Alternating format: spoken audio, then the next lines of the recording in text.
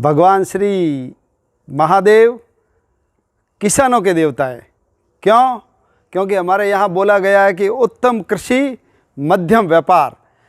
किसान जैसे खेतों के अंदर एक तपस्वी जीवन जीता है, एकमात्र धोती पहन करके तपती हुई धूप के अंदर हम सबको खाने के लिए वस्तु प्रदान करता है।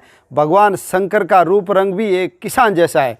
भगवान शंकर एक धोती पहन करके बड़े बड़े महलों के सुख सुविधाओं को छोड़ करके कहीं गिरी कंदराओं में, पहाड़ों में, पर्वतों में निवास करते हैं।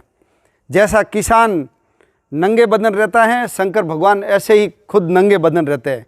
भगवान शंकर की जटाओं के अंदर गंगा है। यदि किसान के पास पानी नहीं होगा तो किसान कभी खेती कर नहीं सकता, इसलिए जल किसान का मित्र है। तो भगवान शंकर ने अपनी जटाओं के अंदर गंगा को धारण किया है। चंद्रमा हमारे जीवन को सबसे ज़्यादा प्रभावित करता है। हमारे शरीर के अंदर जल है और जब पूर्णमासी होती है तो जल के अंदर तनाव आता है, इसलिए ज्वार आता है। और जब अमावस्या आ जाती है तो भाटा आता है, यानी समुद्र का पानी नीचे चला जाता है। तो शरीर को प्रभावित करता है चंद्रमा, समुद्र को प्रभावित करता है चंद्रमा। ऐसे ही पेड़ पौधों और फसलों को भी चंद्रमा प्रभावित करता है, इसलिए चंद्रमा को भी भगवान शंकर ने अपने सिर के ऊपर धारण किया है। भगवान शंकर के हाथ में जो त्रिशूल है वो वास्तव में हल का प्रतीक है। हल को जैसे जोतते हैं, हल की आकृति 3 फल वाली होती है, 2 फल वाली होती है, 1 फल वाली होती है। तो शंकर भगवान का जो त्रिशूल है 3 फल वाला हल है। हल को खींचने के लिए बैल चाहिए, तो भगवान शंकर का वाहन बैल है। जब फसलें उग जाएगी पानी के कारण खेती करके, तो पक्षी आ जाएंगे, तो पक्षी को उड़ाएंगे कैसे? तो भगवान शंकर अपने हाथ में डमरू रखते हैं और जब डमरू बजता है तो सारे पक्षी उड़ जाते हैं, फसलों को नुकसान कम होता है। जब बीज ज़्यादा हो जाएंगे, फसलें ज़्यादा हो जाएगी, तो फिर चूहे हो जाएंगे। तो चूहों को तो कौन मार सकता है? चूहा बिल खोद करके अंदर घुस जाता है। सांप कभी बिल खोदता नहीं है, लेकिन सांप चूहे के बिल में जा कर के चूहे को मार सकता है। इसलिए सांप भी किसानों का मित्र है और शंकर भगवान ने उसको धारण किया है। शंकर भगवान अपने शरीर के ऊपर राख लगाते हैं। राख क्यों लगाते हैं? हम सब जानते हैं कि हमारे गेहूँ, बाजरा, मूंग, मोठ, गवार आदि होते हैं, उसके अंदर यदि राख डाल देते हैं तो उसके अंदर जीव जंतु नहीं पड़ते हैं। तो फसलों की सुरक्षा का दूसरा रूप क्या है?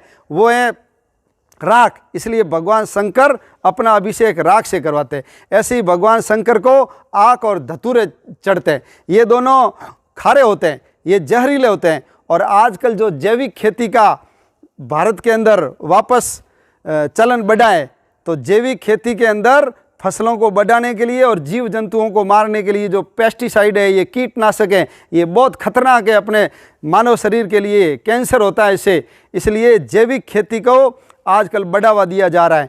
तो आक और धतूरा यदि गौमूत्र के अंदर रख करके, तांबे के बर्तन के अंदर रख करके उसको पानी के साथ खेत में बहाया जाएगा तो जीव जंतु कम होंगे और फसलों की पैदावार है वो ज़्यादा होगी। इसलिए भगवान शंकर को आक और धतूरे भी चढ़ाए जाते हैं।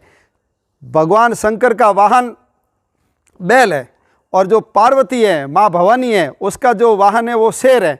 यानी बैल का दुश्मन है शेर, लेकिन दोनों साथ हैं।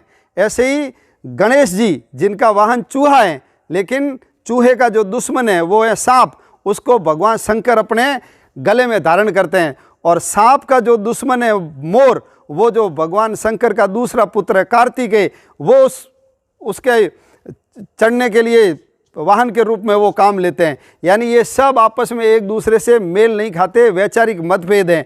लेकिन ऐसे वैचारिक मतभेद वाले लोगों को भी एक साथ करके चलाने का काम यदि कोई कर सकता है, वो महादेव ही कर सकता है। इसलिए भगवान शंकर को हमने क्या बोला है? देवों के देव महादेव। तो ऐसे महादेव की हम सब लोग जय जयकार करते हैं। बोलो उमापति महादेव की जय, काशी विश्वनाथ की जय, हर हर महादेव।